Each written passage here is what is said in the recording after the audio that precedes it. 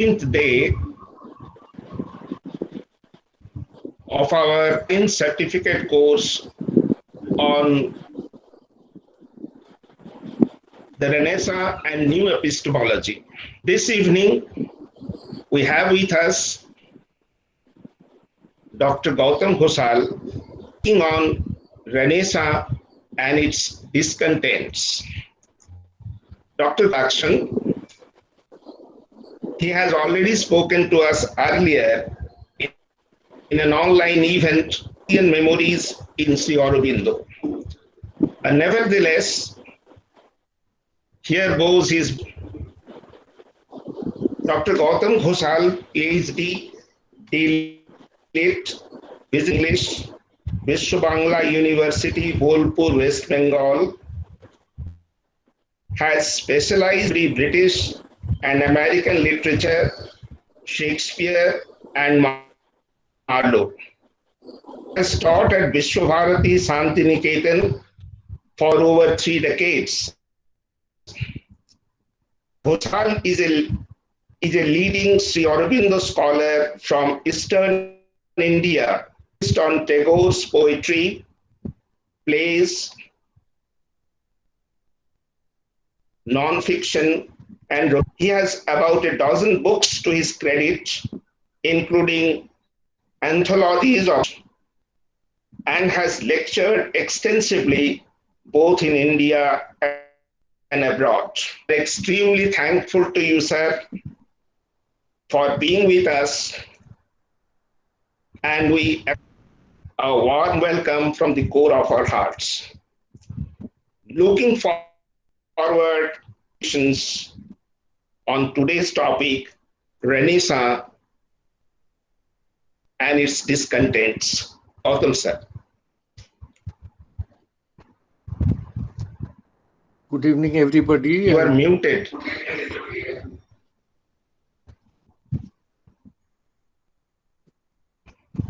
Good evening, everybody. Thank you very much. And in fact, I'm thankful to Yaya, who is my good friend, and who invited me to give this talk. He has always been nice to me, and we share our views. And it's always a pleasure to speak in this college because I enjoyed being there some 7-8 years back, or slightly more maybe. So it's an opportunity to speak on something which is a bit new, because the Renaissance culture is, although both of them critiqued, although both of them appreciated Shakespeare and Marlowe and the other playwrights, but both Arnold and Sri Aurobindo were strong critics of the culture of the Renaissance. And Arnold has clarified in his essay on the modern elements in literature what he means by culture and what he means by lack of culture. And that was in 1857 when he wrote this piece. He was 35 only. And 11 years later, he wrote Culture and Anarchy. So the basic trace from even 1857, the basic trace is a culture of non-violence. In Arnold's words, no war and absence of bloodshed. And that will lead to human perfection, which he calls sweetness and light later. Now, this is a very important essay on the modern elements in literature. He critiques the Renaissance, the age of Elizabeth, and with reference to the age of Pericles, 5th century BC Athens. And he highlights certain features of the Pericles of Athens, which was the height of refinement and culture. Can you hear me properly? Yes, sir. Okay. So what happened in the age of Pericles, according to Arnold? There was absence of violence, which according to Arnold is one of the characteristics of modern age, and the growth of a tolerant spirit. As you know, there's plenty of intolerance these days. And even Arnold knew that it is not an external thing, it is an inward spirit. you have to develop you have to develop this spirit, this inward characteristic, unless it is inherent or innate in you, the spirit of tolerance. And then Arnold speaks against unreason in favor of reason. He says the Pericles of Athens had reason. So three important things which he saw in Pericles of Athens: absence of violence, growth of a tolerant spirit, and judging things by reason. And there are other things. Arnold writes that the Athenians first left of the habit of wearing arms. They were not wearing arms. But in the age of Elizabeth, in the Renaissance and beyond, wearing of arms was universal in England and Europe. So this is another thing which shows the violent spirit. I will speak of Buddha's text Dhammapada, when I will clarify the texture of the metaphor of violence, what it is exactly. And the Buddha goes far ahead of Gandhi, in fact, because he speaks of certain inward discipline. In the Dhammapada text, line by line, he has explained what is violence and what will help us not to be trapped by it. Gautam sir. Yeah. Excuse me, Gautam Yeah. sir. You are not visible. Okay, now you can hear me? Your audio is not visible. Your video is not visible, Now sir. it's okay? Yes, Yeah, sir. Yes, sir. yeah, it is Yes. now visible. Okay. So this is the thing which makes the Pericles of Athens an age of supreme refinement, because they rejected arms. And it was a kind of, the entire gesture was a gesture of violence. So, and it was a fierce vanity in the elaborate dressing in the Renaissance, which was not there in the age of Pericles. And elaborate dressing in the Renaissance. And in the age of Pericles, it was very simple. Dress was very simple.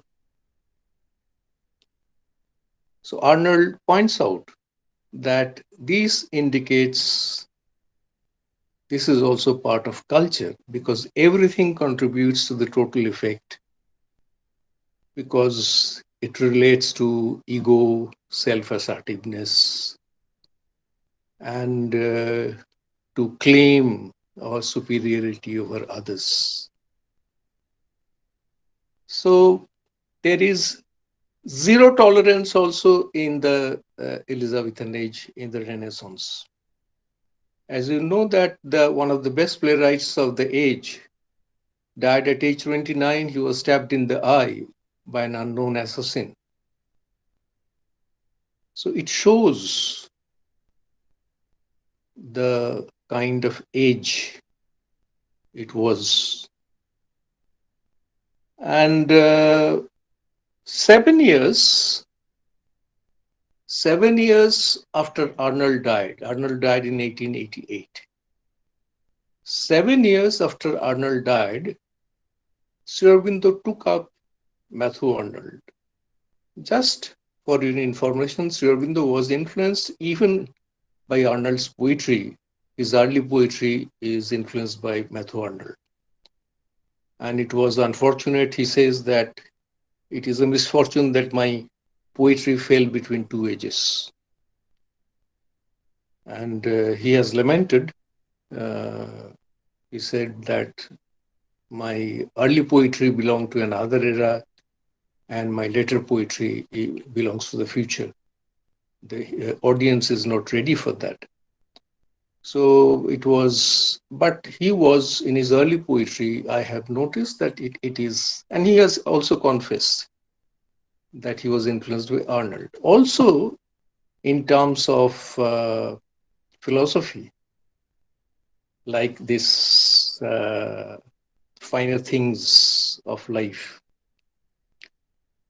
Now, like Arnold, Sri Aurobindo was focusing on a particular age of excellence in India.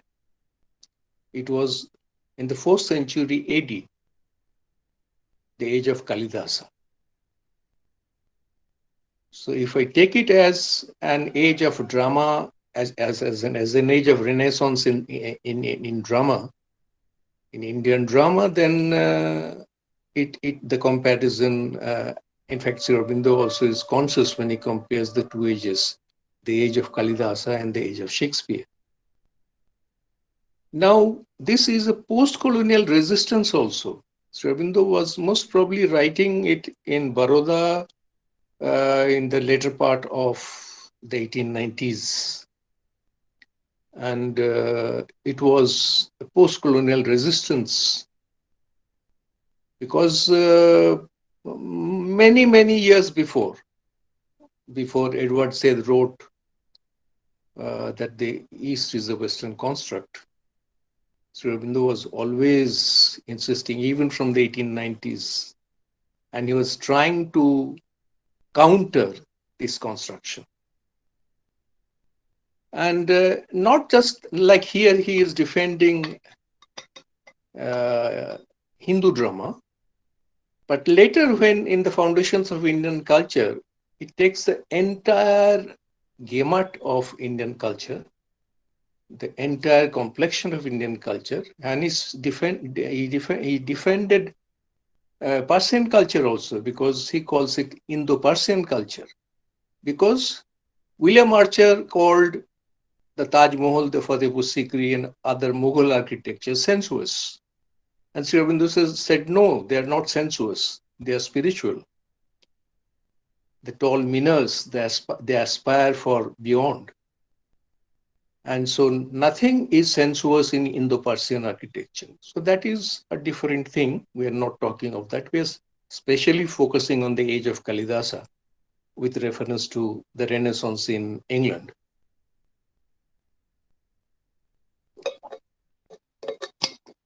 Now, this construction, this weird imagination that you judge everything from the Elizabethan standard. Now, this is an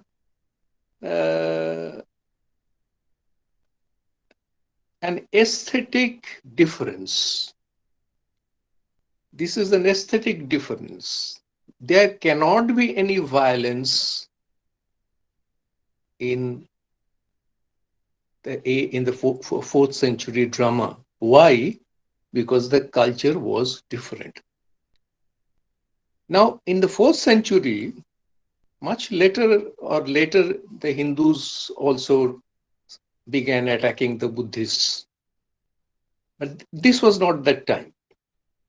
It was a time when the Hindus were absorbing the Buddhist spirit, the spirit of tolerance, the spirit of kindness, and basically the spirit of non-violence. So this was what Sri Aurobindo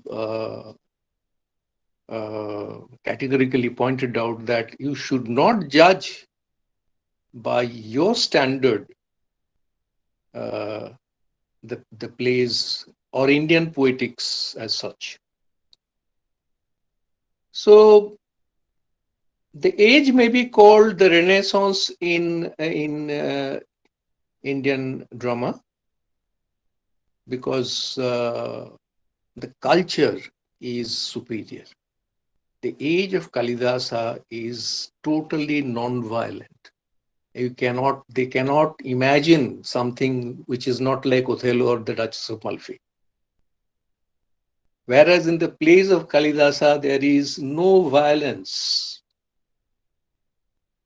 And it is this non-violent spirit of India's 4th century drama which dissatisfied the Europeans.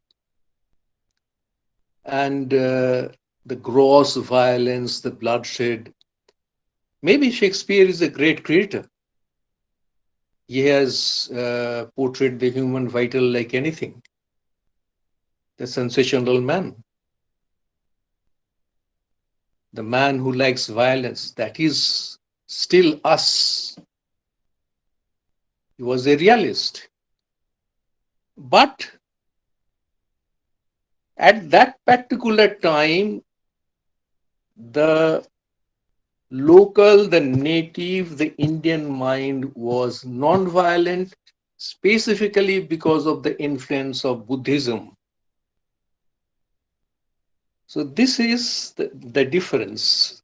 And if you compare the if you go to the major Buddhist text, the Dhammapada, which is an excellent text, and in verse after verse, the Buddha enlightens us, guides us how to be withdrawn from violence, even in our gesture. So violence is not just you are attacking somebody with a sword or boxing. Violence means you are hating, you are revengeful, you are jealous. Everything expresses violence. And the Buddha was insisting on that you withdraw from this. Otherwise, your entire digestive system will go wrong. If you start thinking of this, if your thinking line is violent, then your digestive system will be wrong. So the Buddha has gone deep inside it, the aspect of violence. And talking of this age of Kalidasa, Sri Aurobindo uses 2 Sanskrit phrases, Mitakara, Mitachara, and Mitavasi. So the Renaissance aesthetics, they call it an early modern age.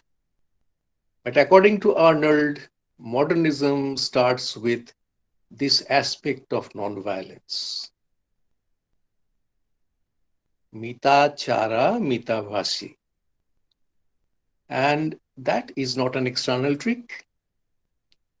If you pretend, it is very difficult to pretend if you are not developed from within. So in this aesthetics, you will see that the characters of Kalidasa and the style, the rhetoric, the imagery, they are entirely free from violence. Even when they interpret the Mahabharata, see the difference in their theory. When they come to the Mahabharata, they think that Bhima is the only epic character. Why? Because he is violent, he is crude, he is a brute, But the basic uh, culture of the age was self-sacrifice, kindness, withdrawal from violence, and in fact, all kinds of refinement. No revenge, no anger. In King Lear, see the rhetoric of Shakespeare: "Out vile jelly, Gloucester is blinded." Now, this and in the age of Kalidas, they couldn't think of this, and the audience couldn't think of this. So I will come to the aspect of audience later. Actually, the Elizabethan plays, the Renaissance plays were popular plays, and they were aiming at a popular audience. But the plays of Kalidasa, or the plays written in the fourth century AD in India, the audience is a cultured audience, very limited audience, and they were refined. The new Indian aesthetics, they were not like, because the Shakespeare's audience wanted that. Because as Sri Aurobindo has said in the Future Poetry, beautiful apopthegm, in one line. In one line, he has summed up Matthew Arnold. Sri Aurobindo writes in the Future Poetry, when he is speaking of Shakespeare and the Elizabethan age, the Renaissance, he says, culture is in its imaginative childhood. Culture is in its imaginative childhood. That means they don't know what is culture. So I think it is time we look back again to Matthew Arnold. Matthew Arnold is, there should be a revival of Matthew Arnold in our discourse, and a new, because Matthew Arnold is part of a lifestyle. Matthew Arnold is, unfortunately, he died in just the way he preached. He was running to catch a train, and all his life he was preaching disinterestedness, slowness, and calm, quiet. But he died in a strange situation. He was he was speaking against the Sikh hurries of lies, and he hurried to catch the train, and he lost his life due to a heart failure. But what he spoke throughout his life, I think Arnold is necessary in our curriculum. He is in our curriculum, but the focus is not there. Arnold should be brought back as someone who is important for the future of humanity, for the future of India, for global harmony, for racial harmony, because he speaks of tolerance, he speaks of refinement, he speaks of forgiveness, he speaks of kindness, he speaks of non-violence. So the English Renaissance led by Shakespeare was far inferior to the age of Pericles and also to the age of Kalidasa, because, and the European critics, they didn't understand that, because they were expecting the same kind of tragic emotion that they have seen in the Duchess of Malfi, a Bosola. Think of the crude elements, the baser elements, even in Othello, in Desdemona. Think of the culture of around these characters in Othello. Think of the characters: racism, hatred, jealousy, perversion, all the lower vital perversions. And it's not a good world. It's not a happy world to live in. And Webster, in the age of Webster, it is untakeable. But even in Shakespeare, there is plenty of violence. If you leave aside the Tempest, you can see how much violence is there in Shakespeare, because he was not because he was just catering the taste of the audience, but he was trying to create human nature. Human nature is violent. So when Arnold spoke against violence, he was in a kind of preaching that this is not the way to live life. In the Pericles of Athens, when two villages competed, and Russell has a beautiful phrase for that. They were competing, they were creating a program, they were conducting two programs parallelly, and they were competing in the right spirit. And Russell calls it mutual rivalry. The essay is entitled The Role of Individuality, where Russell uses the phrase mutual rivalry between the villages. So the European critics could not understand this cultural excellence, this love of nonviolence and refinement in the art of life and living. Something is related to the art of Indian life in the 4th century and to the art of life in the Pericles of Athens. Because after all, you have to beautify this planet. You have to beautify society. And Arnold spoke of a simultaneous existence of a great epoch and a great literature. Very interesting. He said that will be the most modern age, when the literature will be excellent and the culture will be excellent. And how it affects, quite a few times I speak of the golden era of Bollywood music from 1942 to 1968. So you will see that beside Naushad, Madan Mohan, Roshan, Chitragupt, there are minor composers. And this is called received culture. So they are getting the glory.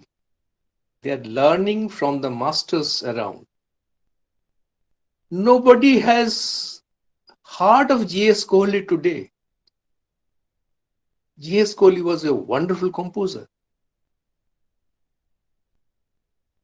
So there are minor composers in the age of Naushad. And it was a great age, because today the composers, they try to please the audience. But in the age of Naushad, Madan Mohan, Roshan, they created the taste of the audience. And it changed drastically by the beginning of the 70s. So this is called culture, which made these people dear to each other. They were competing, they were not fighting, they were appreciative of one another. They had wonderful rapport, except for 2 or 3 disharmonies. Nair had some disharmony with Lata. So the culture and literature must be equal. The lifestyle and the literature must be equal. So their Renaissance gave great literature, but they also reflected the culture. I have spoken of Othello. And think of Lear. Flattery is a major metaphor in Shakespearean plays, starting from Richard II. And if you think of this flattery and the politics of today, then you will see how Shakespeare was indicating at a finer culture, and that this is not done, this will degrade your consciousness. You will see again and again the rhetoric of flattery in Shakespeare. In King Lear it comes. Speak what I feel, not what I ought to say. And what Cordelia says in the first scene,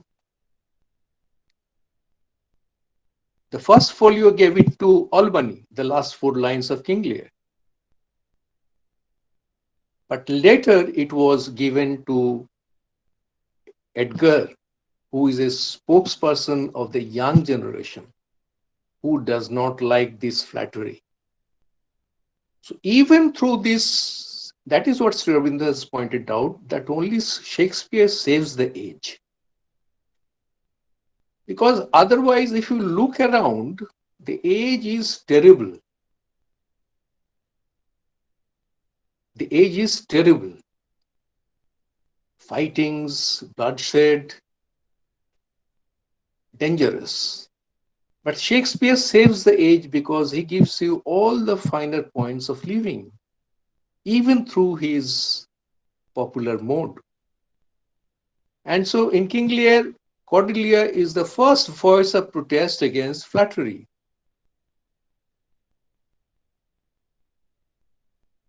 I am honest, she says. There is a trace of ego here.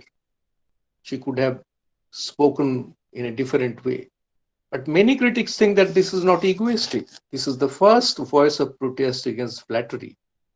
You see, the politics of today, since the 70s, since the 60s, late 60s. So a Congress secretary living beside my house, he saw the Congress president tying the knot of Rajiv Gandhi's sneaker. Can you imagine this? This is what Shakespeare indicated, that this cannot make things better in society. Appreciate you must. You can be a follower, but you should not be a slave. And again, in the last 4 lines of King Lear, Edgar says, the weight of this sad time we must obey. Speak what we feel, not what we ought to say. We have seen the worst. We that are young shall never live so much, nor cease, not so long, nor see so much.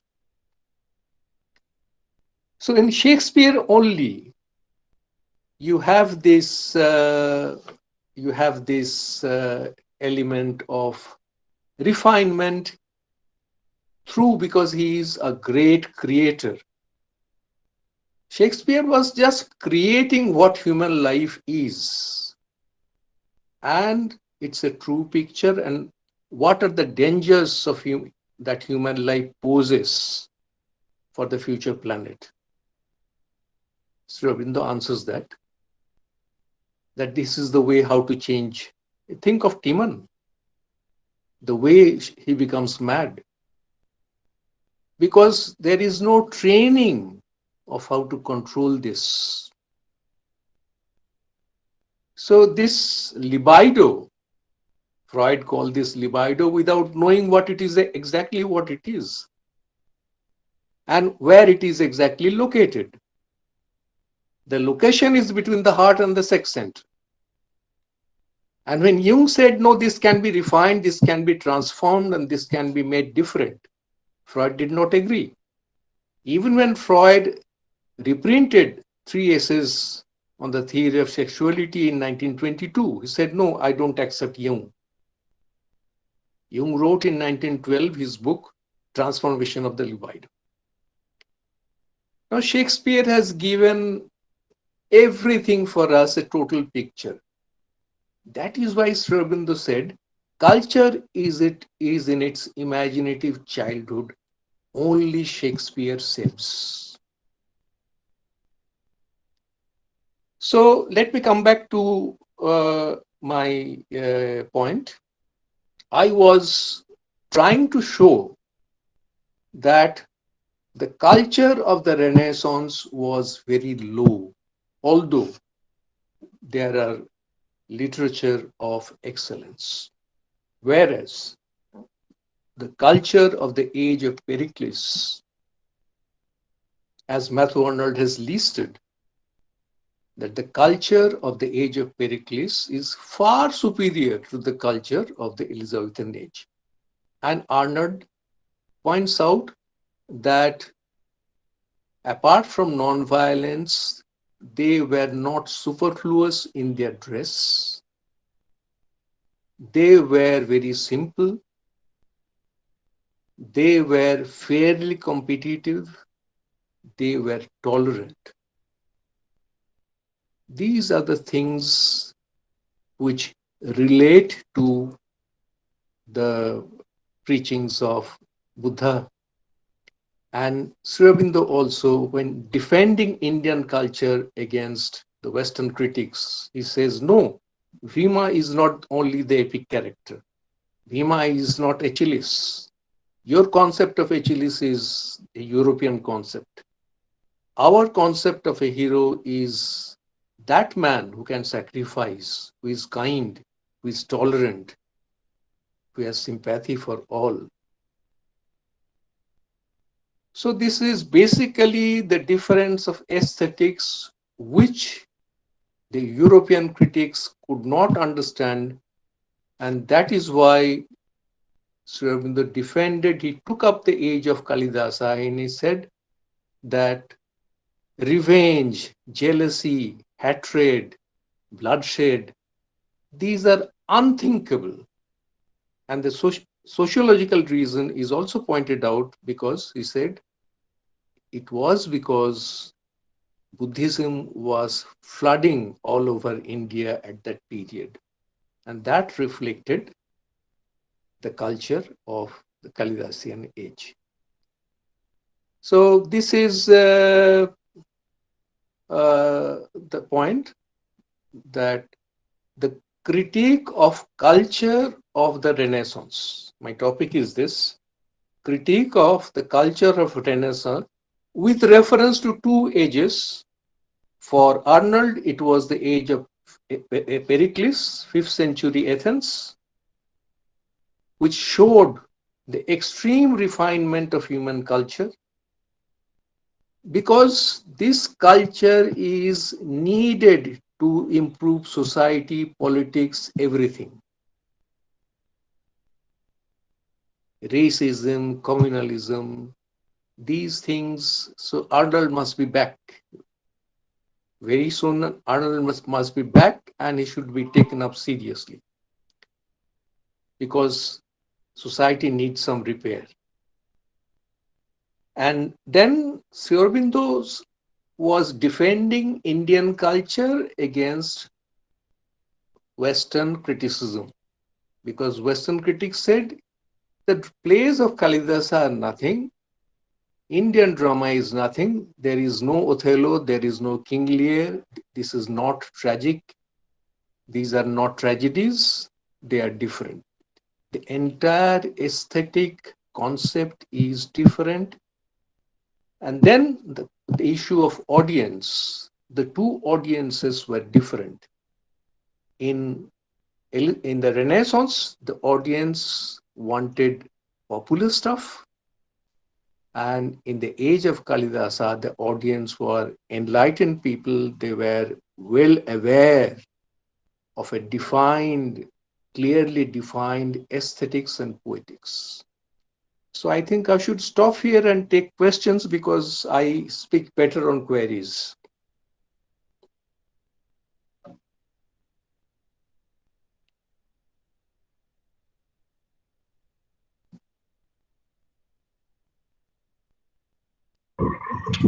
Das sir. Das sir, are you here?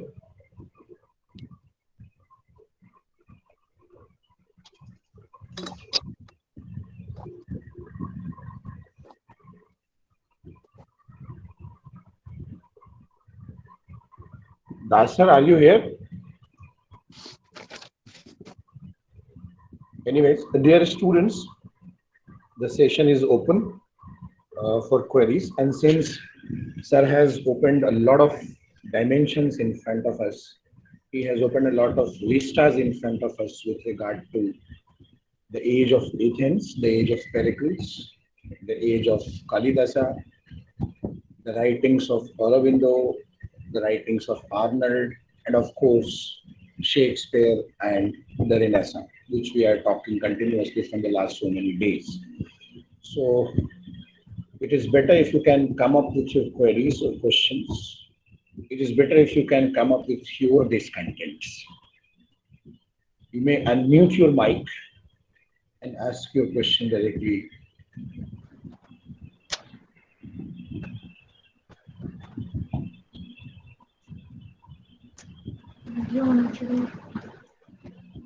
Go ahead, go ahead. You may unmute your mic and ask your question. Ankita, Yashwant, we are expecting Rajshri, Kundan.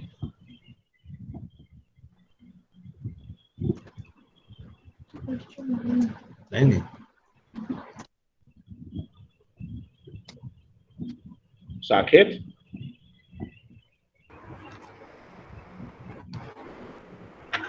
Sir, there is no question. Sir, there is no question. I don't find any question in the chat box. Anybody wants to raise a question, you are most welcome. No, sir, Good just a evening. minute. There is no question at the chat box, please. Sir, please, sir, just a minute. Rashri is here. She wants to say something. Yes, Rashri, please go Good ahead. evening, sir. Good evening, Please. everyone. Good Sir, evening. I had a doubt. You mentioned that Shakespeare and other Renaissance dramatists of the time wrote in order to please the audience, wherein Kalidas and Athenian dramatists of the time kind of were not behind pleasing the audience and put up their own benchmarks for the audience to and the society to follow instead.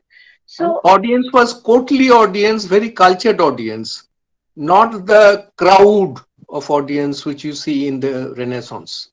This was a very closed, courtly audience. Okay, continue. true, understood. So, how do we establish that fact? How do we know that for certain that whether the audience, I understand you are referring to the courtiers, but it is completely possible that the courtiers uh, could have been, not sophisticated at the time. So, how do we connect these dots of the audience being sophisticated or not sophisticated? Because that could be a possibility, like we see the presence of unsophisticated and uncultured courtiers in the various ages, in the various periods of Renaissance, if I must say. So, very good question. So, if you go to the themes of Kalidasa, and if you see Falstaff, or if you see Malvolio, so it will be clear that Shakespeare is mixing up two things. One is very serious, and the other is on a lighter level. For Falstaff, both for Falstaff and Malvolio, especially for Falstaff, because Malvolio is a tragic character. But the themes of Kalidasa's plays cannot reach out to people without the basic refinement, the aesthetics, the rasa of kindness, the rasa of forgiveness, the rasa of quietness, shantoros. So these things, who are the listeners? If Kalidasa was speaking of these things through his plays, then The listeners must be aware, must be appreciative of these things. A self-sacrificing man, for instance, Yudhishthir, for instance, Yudhishthir will not be looked upon as a hero from the Western standpoint. He will be looked upon as a coward. Arjuna will be looked upon as a hero. And Bhima will be looked upon as a hero because of the physical prowess and violence. Yudhishthir was only once violent. He lied only once because lying is also violence. So the audience must be cultured enough to receive the stuff Kalidas is presenting through his plays. That is enough to convince me that the audience was superior. Sir, can we also say that Athenian and the Indian literature, instead of being a true representative of the society, uh, more like acted as the self-help books or literature of the time in order to develop a better society instead of being the reflections of the society? True realism, because Kalidasa focuses on love. Love is the most realistic thing under the sun. So Kalidasa focuses on love. You cannot say this is not realistic. And even through his love themes, he is very subtly projecting his ideas, very subtly projecting his ideas, not like Tagore, who is directly projecting in his plays. Not like that. Kalidasa was very Shakespearean in that sense, because you have to catch it where Kalidasa is through a character is speaking of a refinement, whom he is supporting. Of course, Shakespeare is hiding totally behind his characters. Still, Kalidasa is writing in the Shakespearean form more or less. But as I've said, that he focuses on themes which have no connection with violence purposefully, because Buddhism was so powerful. Buddhism was so powerful with its philosophy of nonviolence and kindness and tolerance that it was inescapable for the men of culture in those days. Thank you so much for your insights. I appreciate it. Thank you.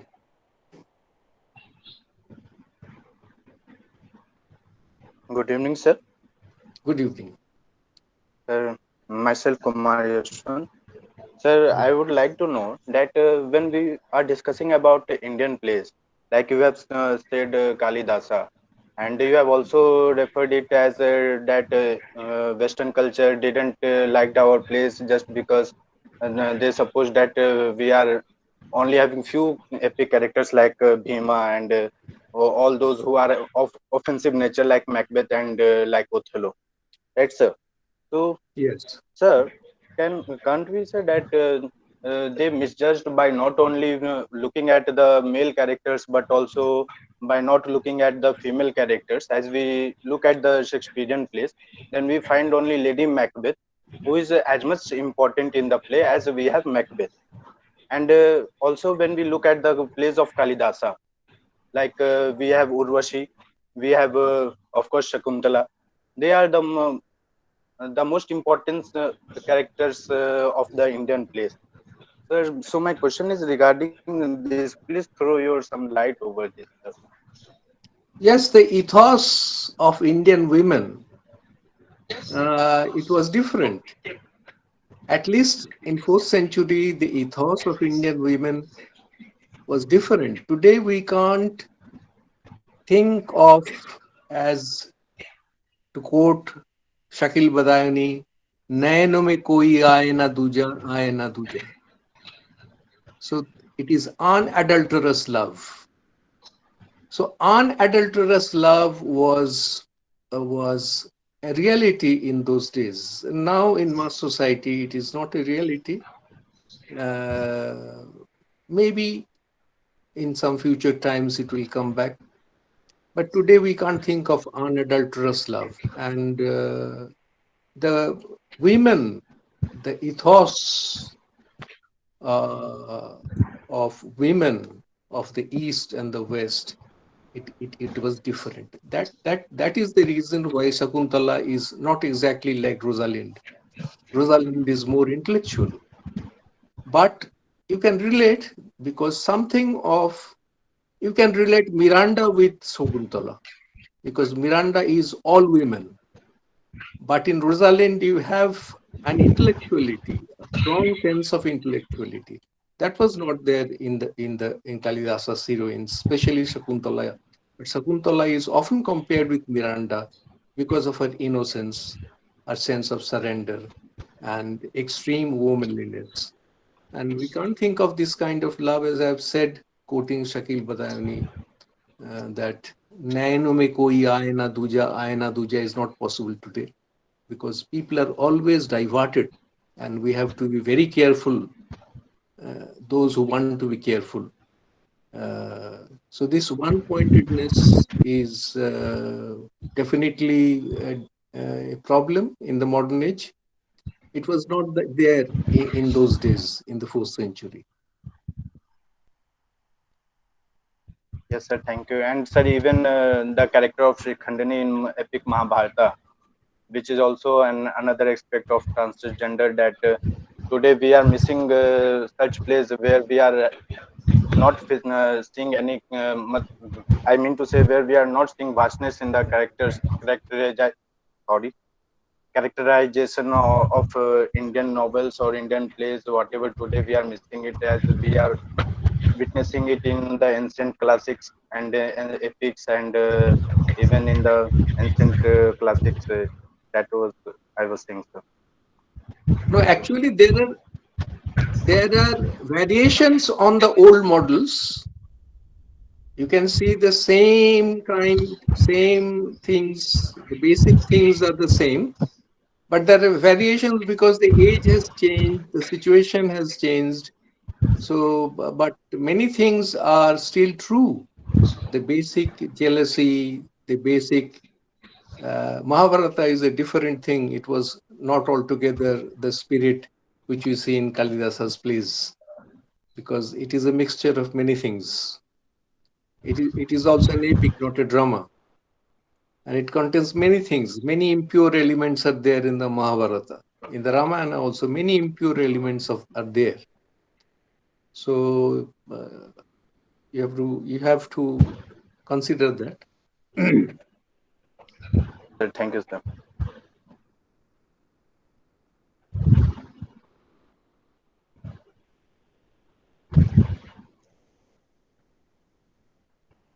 Any question, please?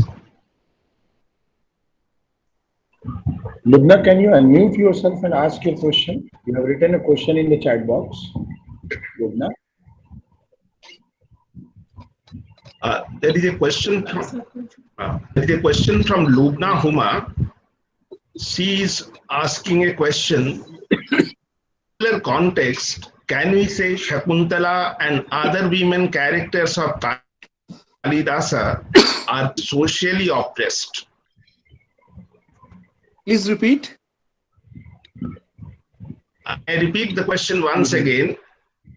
Sir, in the similar context, can we say and other women characters of Kalidasa are portrayed to be socially oppressed? Yes, from the modern point of view, they look like that.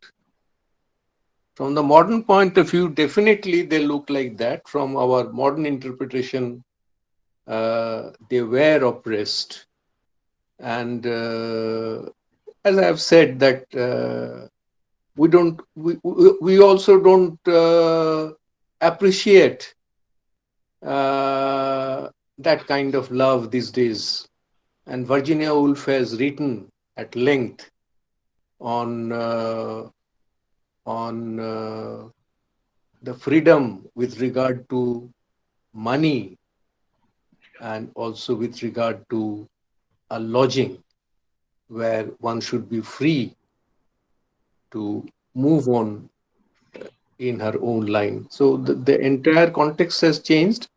And from this context, yes, it looks oppressed. And if you go from that context, it looks it shows the element of surrender, and this surrender is not accepted today from the modern feminist point of view.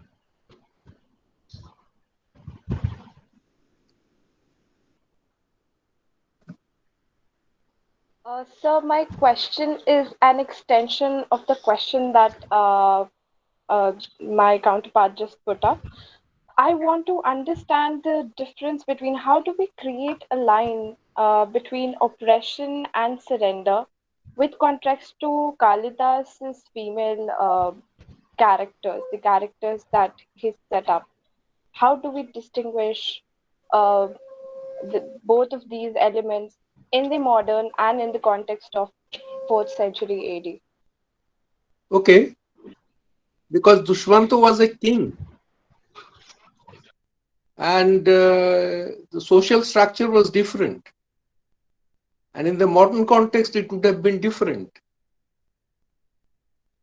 So the responses were different, the love was different, and there was not much of scope, there was not much of variety, not much of scope for, I mean, divergence of emotion.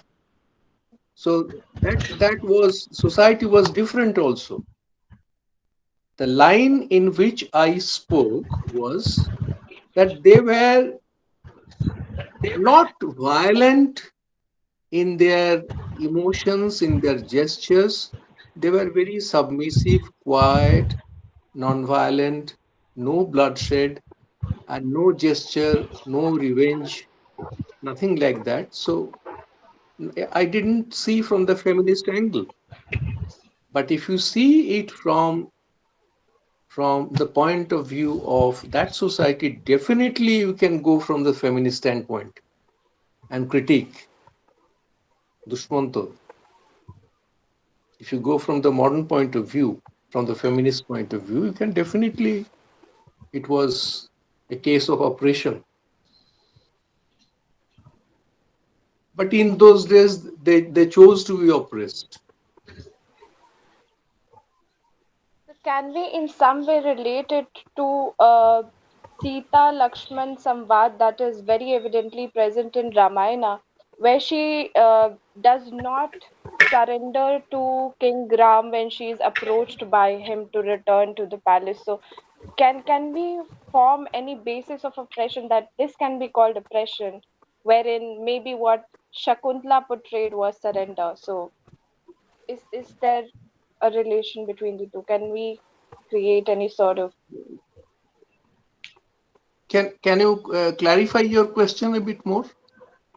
so, sir, I read this. I'm not sure where it came from, but while I was still in school, I read this particular literature. It was in Hindi, and it was titled Lakshman Sita Samvad. So, when Lakshman came to Sita for her to come back to Ayodhya, to take the throne back and everything. And Sita resented that. Sita did not accept that, and she had a bill of complaint against Ram and how she was treated, and that does not in any way reflect surrender. So, And she's the one. She's the kind of a person who speaks for herself.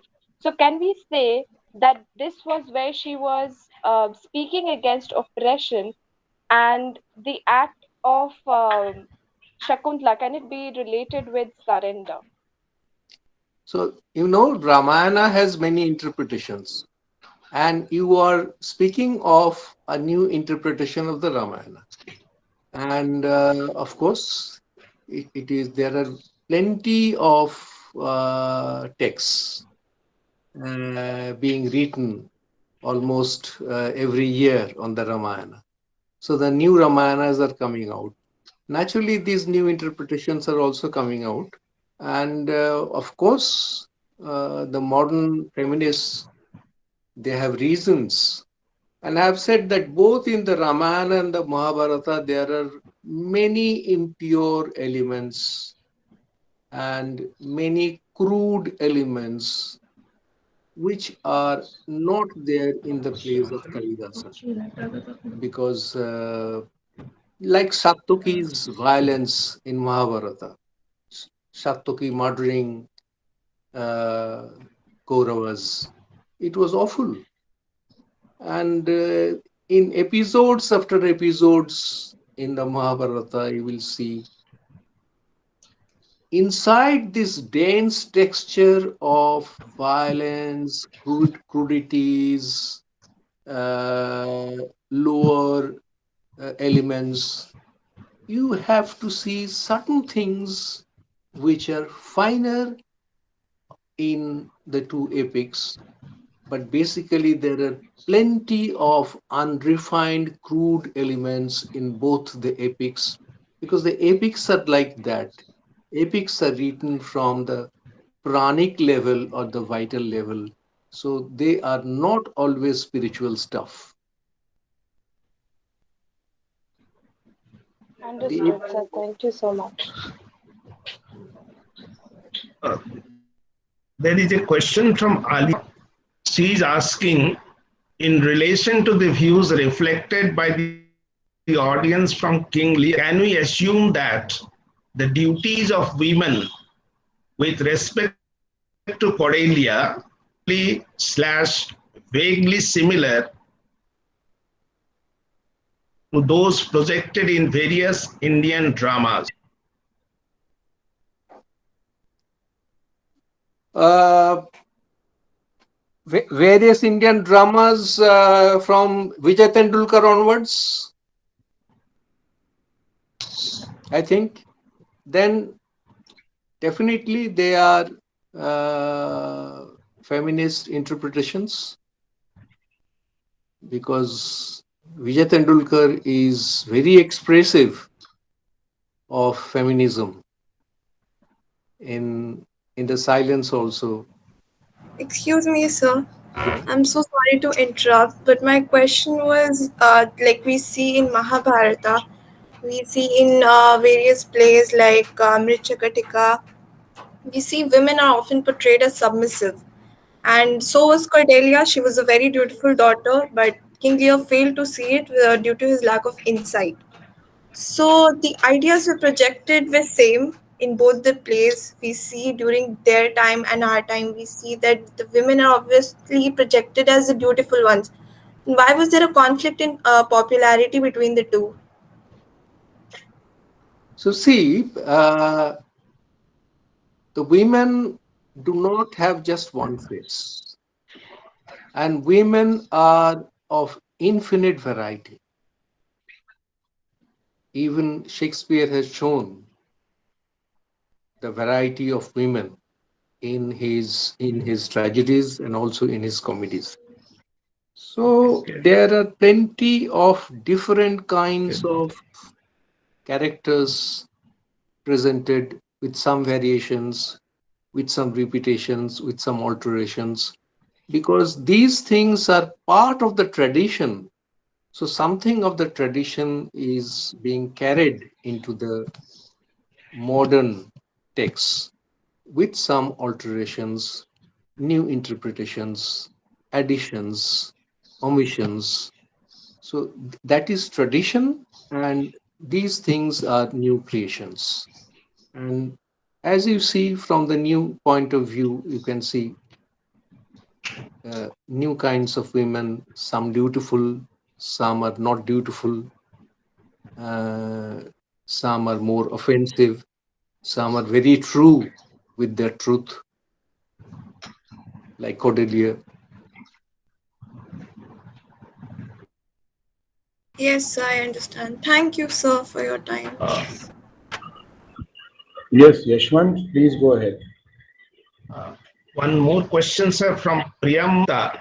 He asks, do really, as the generation changed from modern, in literature and culture also changed, especially in context.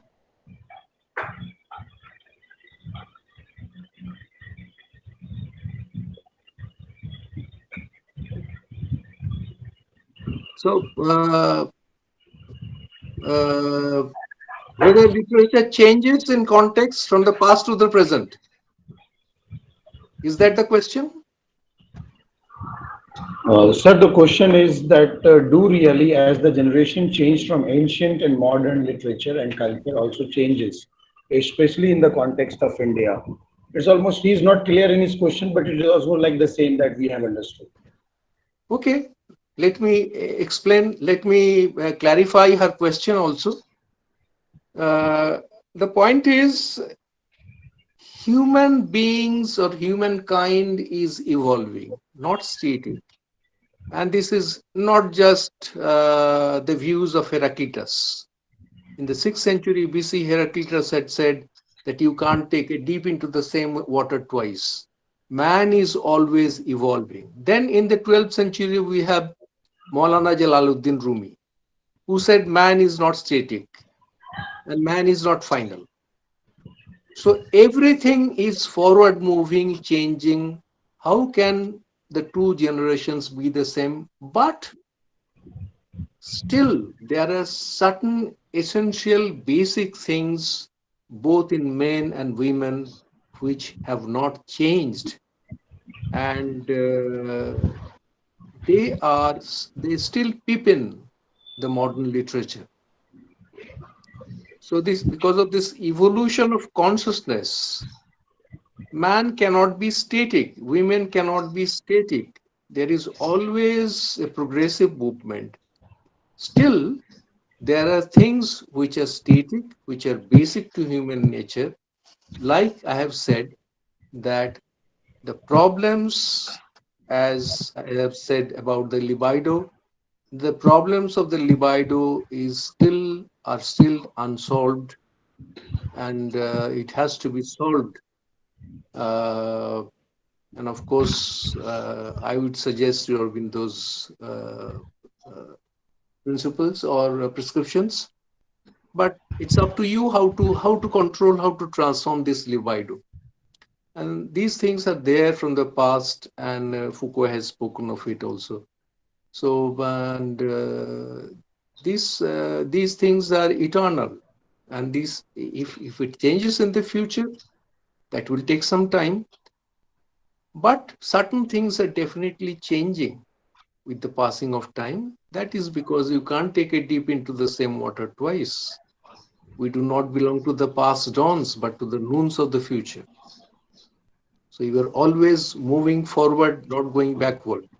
Somebody has a question, a long question, which I missed.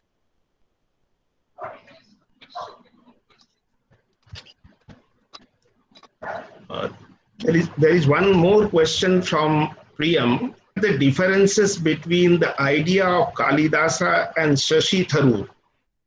I haven't read Shashi Tharoor. I passed 2 theses on Shashi Tharoor without reading, because I had to pass the candidates. I'm totally blind about Shashi Tharoor. Okay, sir. One more question Kumar Yash wants to ask. Kumar Yashwant, could you unmute yourself and ask the Yes, sir. question? Thank you, sir. Sir, actually, my question is regarding Aurobindo and Buddhism. As we know that in his address to the, Swami Vivekananda, in his address to the Parliament of Religion, said that Buddhism is actually an extraction of good thoughts from Hinduism, right, sir? And like preferring non-violence over violence. And but there is a quote in Mahabharata, sir, that to establish non-violence entirely, we need to be violent for a while. Don't, Sir, so my question is, don't, how much or don't bring Mahabharata with the issues of violence. Bring the Bhagavad Gita. Bring yeah, the sir, Bhagavad Gita. yes, sorry, that part of Bhagavad Gita. Okay, sorry, sir. In that part of Bhagavad Gita, basically Krishna says that we need to be violent for a while to establish non-violence entirely. Sir, how much Aurobindo agreed with this fact? You see, most of humanity, most of humanity are still unable to respond to non-violence. So if you show non-violence to a very uncultured, unrefined person, you will be killed. This is what Sri Aurobindo explained, that for the time being, for protection, that was Aurobindo Ghosh in Kolkata. He said that for the time being, if you are killed because the people around are not cultured, you can't go and say, okay, slap me again. He said, no, for the time being, you can be protecting in two ways. You can be non-violent, you can be violent, but you have to protect yourself. And the humanity which is not yet mature, it is not the time to preach non-violence when people around you are violent. They will kill you. That is the point. And Sri Aurobindo evolved from this 4 or 5 years later in Pondicherry, when he said, yes, you can change your surroundings with certain powers, and you can do that. But at that stage in 1906, 7, 8, he was feeling that a kind of violence. You read a beautiful essay by L.K. Boehmer, and the entire essay focuses on Sri Aurobindo's idea of nationalism, passive resistance, violence, and non-violence. L.K. Boehmer's essay on post-colonialism is in Patricia Waugh's book, Literary Theory. There, L.K. Boehmer defends Sri Aurobindo that why did he say that sometimes you have to take recourse to violence because you should not be killed by people around you who are not up to the mark. When humanity has grown, the entire humanity or 20% of the humanity has risen to a kind of higher consciousness or better consciousness, then you can preach non-violence. Otherwise, you will be killed. So the elephant is coming, and the elephant throws away the person, he is hurt, and he comes to Ramakrishna and says, you said that elephant is Narayana. Why did he throw me away then? Then Ramakrishna said, from above, the Mahut was telling you to move away. Didn't you notice that? So these are the finer points. You have to consider that non-violence can be practiced only when humanity has risen to a kind of enlightenment. That is what Sri Aurobindo said in Kolkata. And that was widely misinterpreted, that he was an extremist. He did not mean that. He said that you cannot do suicide when others are not up to the mark. So there is a time when you can act like Gandhi, when you can act like Buddha, but the surroundings must be prepared. 10% must be prepared to understand that. People do not understand Gandhi because of this, because humanity is not prepared to receive Gandhi. So you have to prepare to be that. And through Buddha, you can you can learn, you can practice beautiful mental teaching in Dhammapada. It's a small book, and it gives you a total guidance about how to uh, deal with the violence in your nature and how to stay away from violence. Thank you, sir. Thank you for clearing all the doubt. Thank you very much. Since there is no other question, I think we are coming to the end. Thank you very much, sir, for such a wonderful, such an insightful and So, informative good evening, sir. I'm lecture. having a question. Delve Myself, deep. Ankita Modak. Okay. Yeah. Yeah. So, I want to ask a question. Yeah. So, can you throw some light on this? How classical Greek literature represent a fraction of what we are having in our classical Sanskrit literature? Can you please? Please Yes, repeat. yes, sir. So, how classical Greek literature represents a fraction of what we are having in our classical Sanskrit literature? So Can you please? once again, the aesthetics, there are two planes of aesthetics. One is the aesthetics of violence. And in Sanskrit, it is not the aesthetics of violence. In Greece, in Sophocles, in Euripides, in Aeschylus, it is basically a very violent world. And the Indian poetics, the true Indian poetics, does not accept this violence. This is the difference. I missed to mention. I mentioned only Shakespeare. I forgot to mention the Greek tragedies. The two nature, the two planes of poetics. There are two planes of poetics, two different planes of poetics. One is violent, one is non-violent, basically. And also the kind of refinement you see in Sanskrit poetics, even the word catharsis, if you go to the word catharsis, there's a far better word than catharsis in Sanskrit poetics. What is that? Do you know? The word catharsis, which has been interpreted as purgation, purification, clarification, etc. And there is a far better word because it means a far greater kind of catharsis, which is there in Sanskrit poetics. What is that word?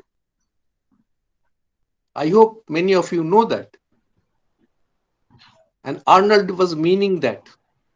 He was speaking of culture as a way of self-purification. That is Chitta Suddhi.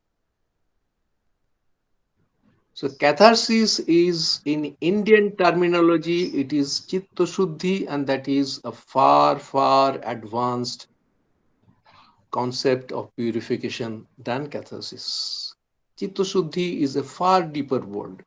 So this is the difference between the Greek aesthetics and the Sanskrit aesthetics. Catharsis cannot be Chitta Shuddhi, but it shows the way to Chitta Shuddhi. It is close, but catharsis is not. What kind of purification? What kind of purgation?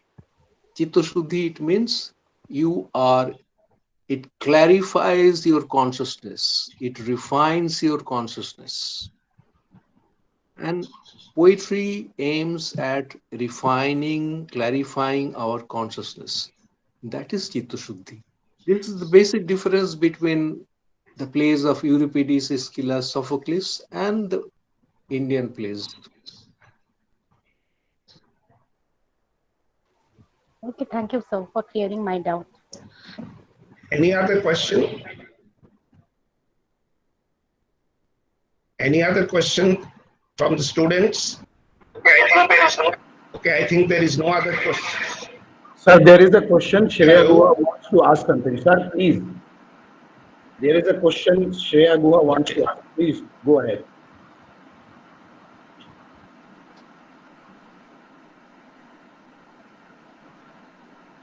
Shreya, please ask your question.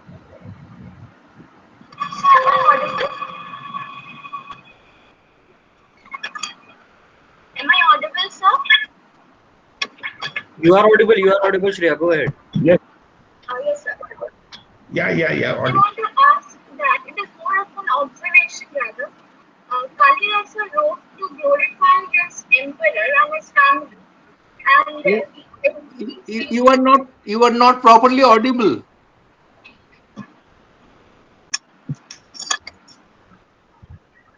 Shreya, your voice is not clear. Can you type the question Can in I the see chat the box chat box immediately? for a Because question? Sure, sir. Shreya, could you do it immediately because now we have to finish the session.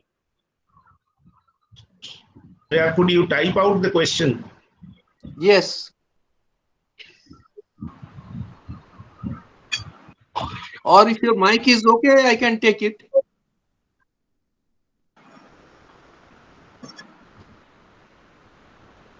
Sir, am I audible now? Your voice is not You're coming breaking, clear. Shreya. Can you write it in brief?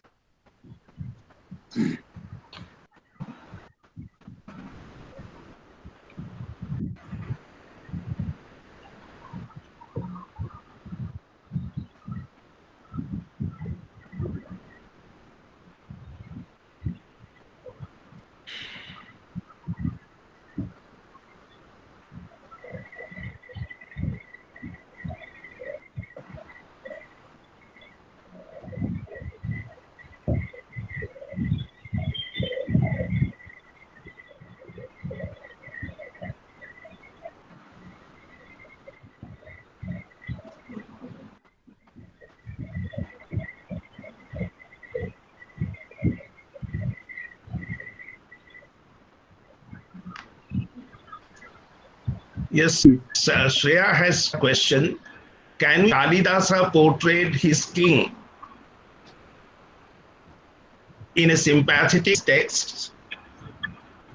I think so. I think so. But the sympathy is more for the heroines.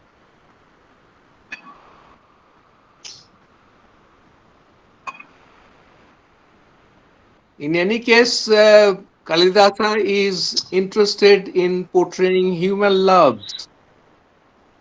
And yes, sometimes he is sympathetic with the kings, but I think he is also sympathetic with his women, more possibly.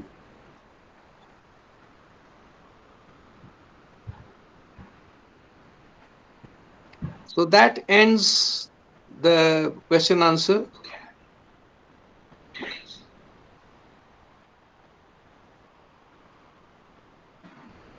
Uh, I think this is the last question. Else is to ask any more question.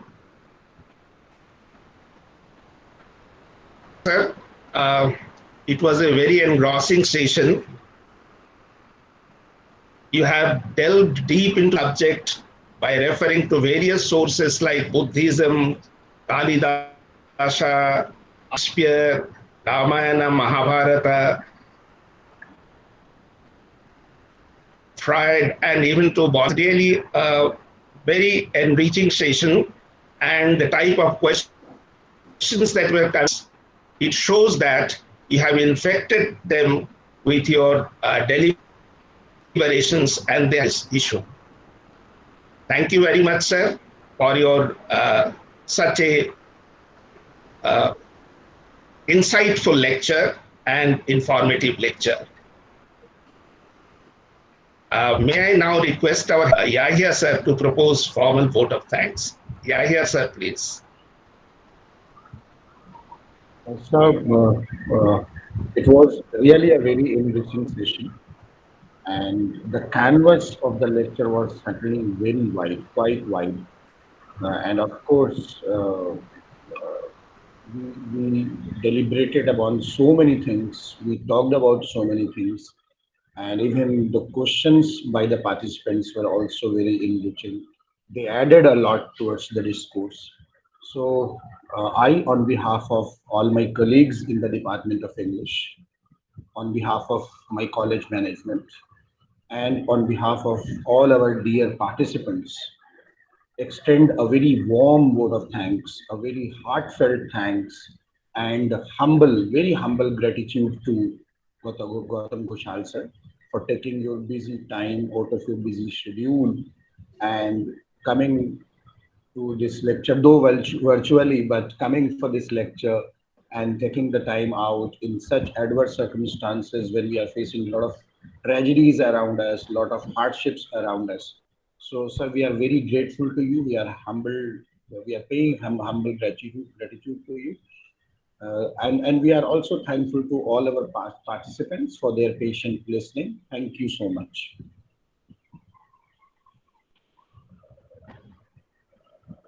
Thank you, sir. Thank you so much, sir.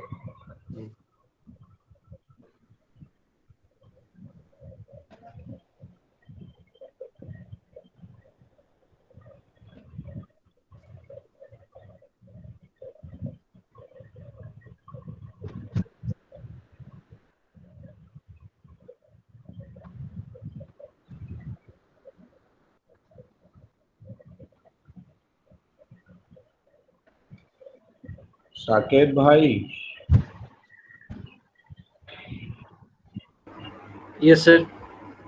और बताइए. Sir, I'm switching off the recording. हाँ, कर दो.